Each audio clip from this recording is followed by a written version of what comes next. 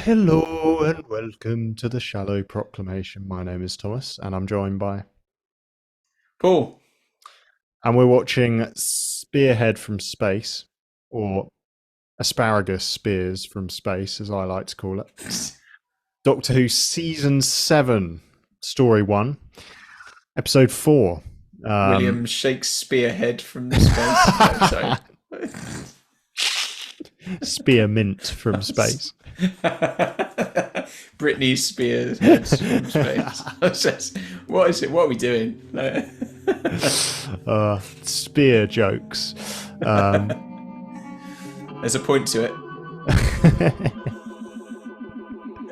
It's come to a head. He does look a bit plasticky, doesn't he? He does. They've done a good job on the makeup there. So this is the finale of Spearhead. It's realistic enough, though. Yeah. Oh dear. Oh, crumbs. We overloaded the circuit, I think. Oh dear. You were saying They're all part of one entity. A collective intelligence.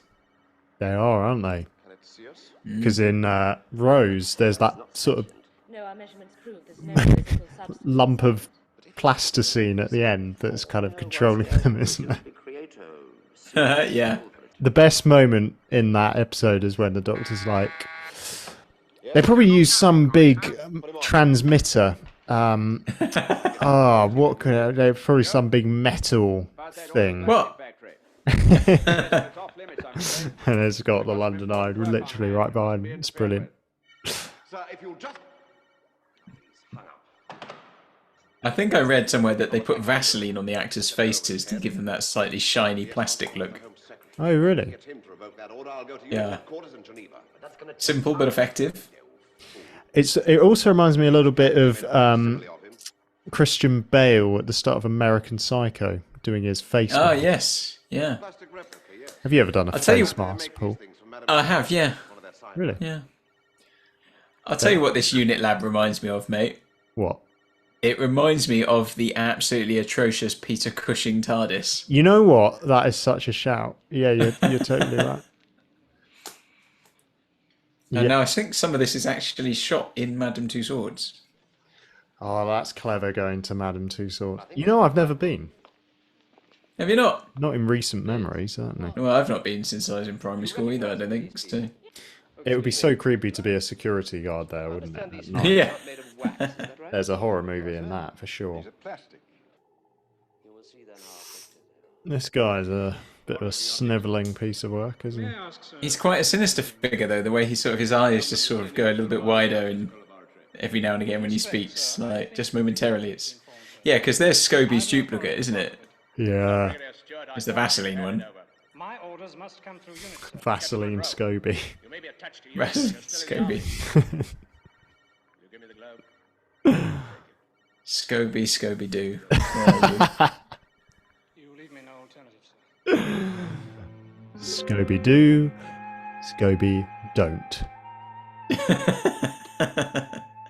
Yeah, should we call the real one Scoby do and the fake one Scoby don't?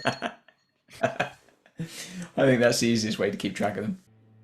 It looks like she's wearing marshmallows. The real general Yeah, it's odd That have kind been of, sort of lightly bit of fashion. toasted and stuck together.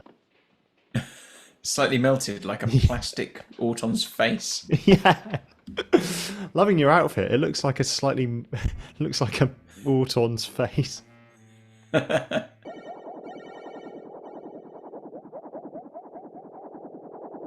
That's nicely done, isn't it? Mm.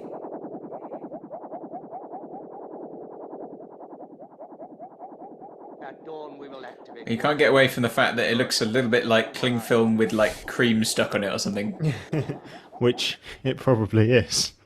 It probably is, yeah, that's very true.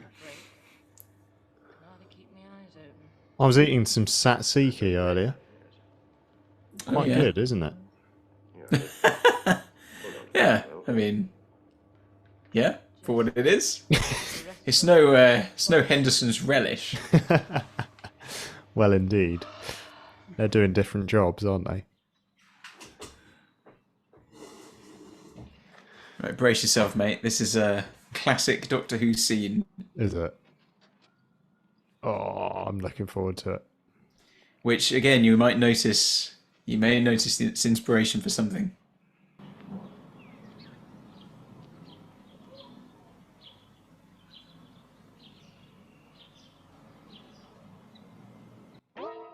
Oh, nice. That's very cool.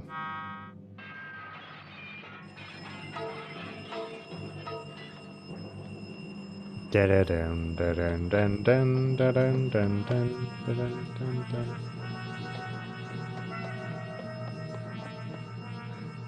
This is very good, isn't it?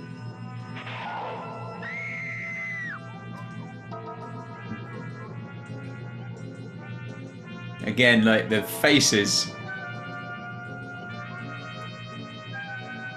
Yeah. Did they actually have those in shop windows in the 70s? I don't know, I hope not.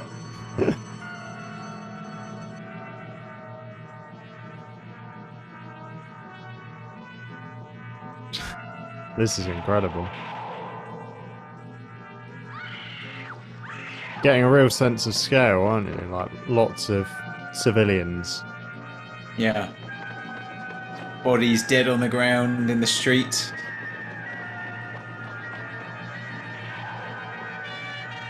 Look at that.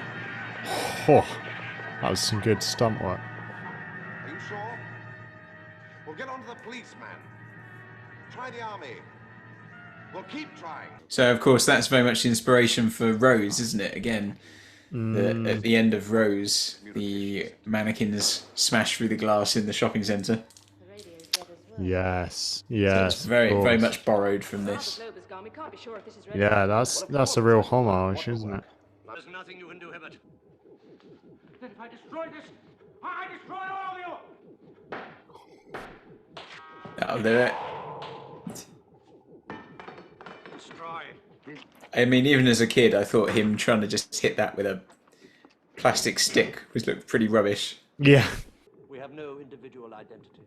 So this thing is a sort of collective. Thomas, I don't know really whether I should say this, but it looks a bit like a bumhole. So if you live as a group, you can be destroyed as a group, surely. You cannot be destroyed. Therefore I can destroy all of you. No one has the power to destroy us, not even you. We are indestructible.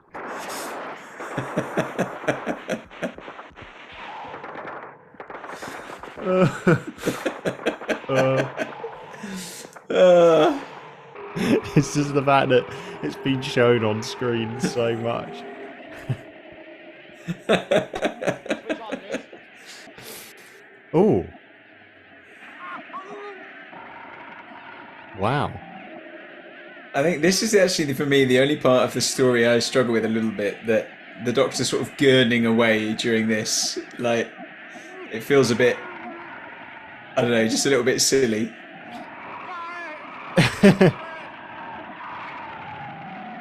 Yeah, I know what you mean. Although some quite convincing tentacles, aren't they? Yeah, they're not too bad, actually.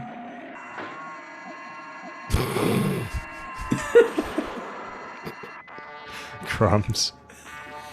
I don't even know your name. Smith. Dr. John Smith.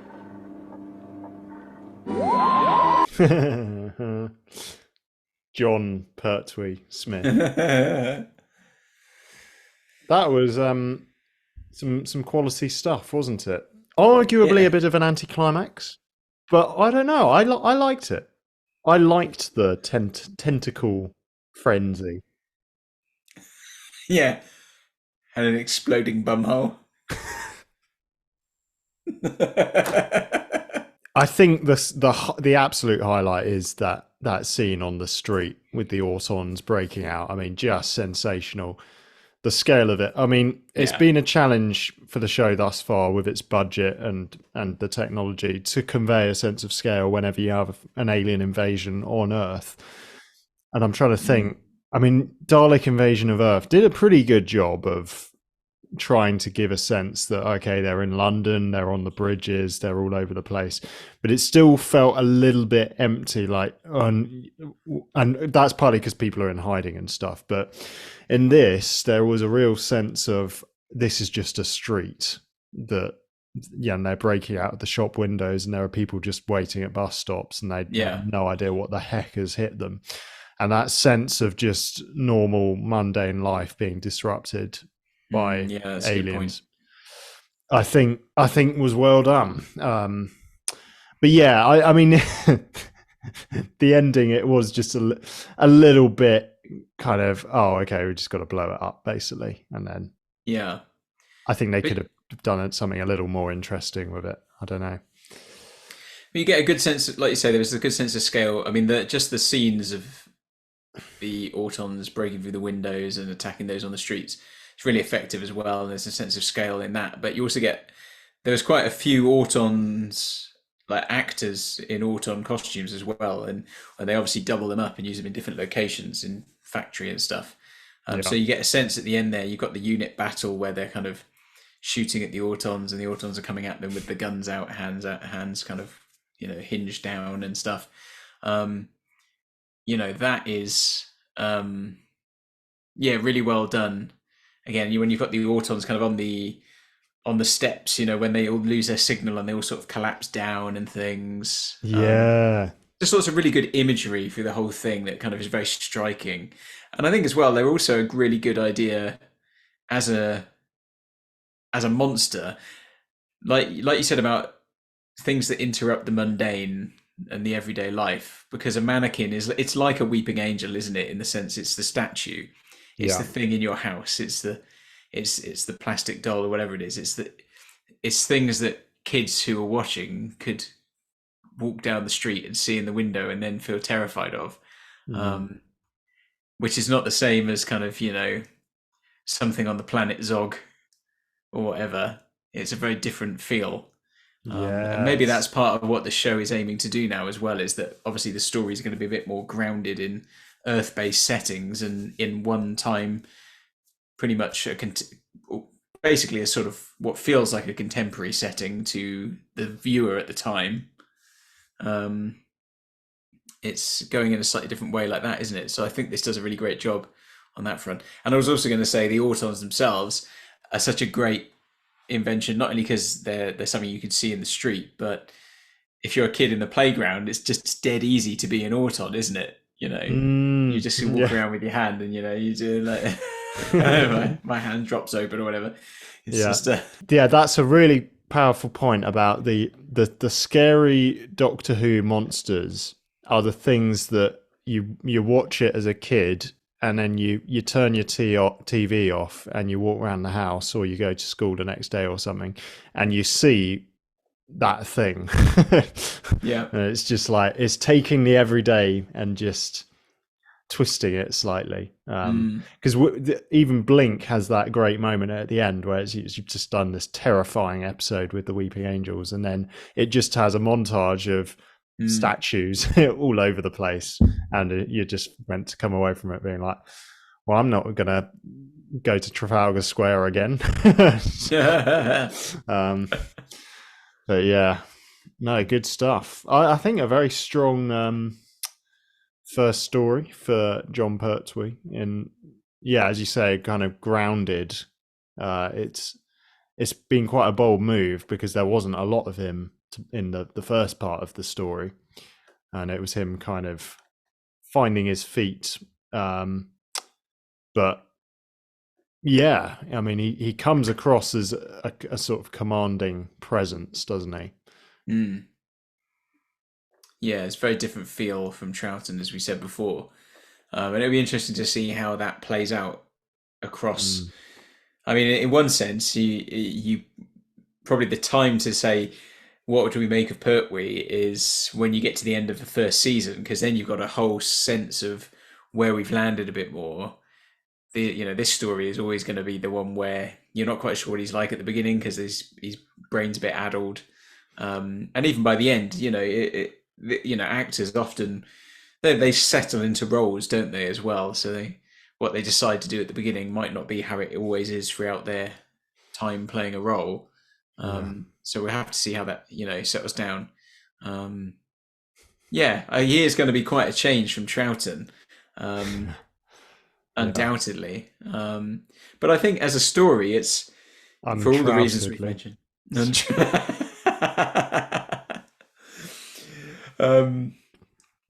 As a story, and at the beginning of a new season and a new era and a new Doctor and everything, it's sort of like I don't know, it feels like a sort of quite a brave, strong manifesto for what the show is going to be. I think really lays out all the new, the direction it's going with being grounded and Unit there, because it's like we get the sense at the end there he's going to work for Unit.